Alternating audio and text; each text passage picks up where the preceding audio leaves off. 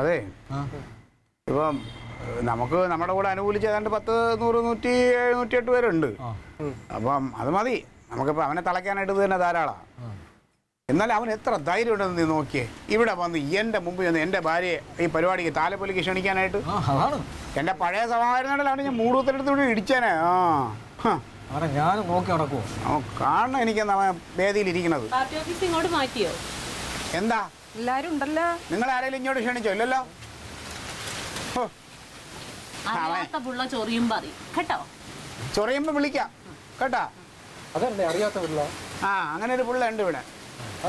അതുണ്ട്, ഞാൻ നിനക്ക് കാണിച്ചു തരാം. അടുത്ത നാളെ ചൊറിയും പരിപാടി നടക്കുമ്പോ. അപ്പോഴത്തേക്ക് നമുക്ക് എന്താ ക്ലീറ്റോ എല്ലാവരും വല്ലതും ചെയ്തു നോക്ക്. നിങ്ങൾക്ക് എന്താ പ്രശ്നം?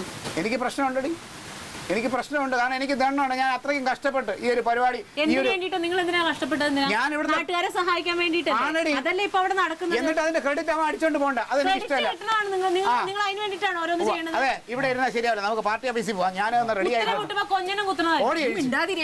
റെഡി ആയിട്ട് താ പറഞ്ഞത്. ഓരോ നല്ല കാര്യം ചെയ്യുമ്പോഴാ ഞാനൊന്നും പറയില്ല. നിങ്ങളൊക്കെ ഇതിനെ കൂട്ടി നിൽക്കണ്ടല്ലോ. ഞങ്ങൾ നിൽക്കും. ഇവൻ ഇങ്ങോട്ട് വരണത്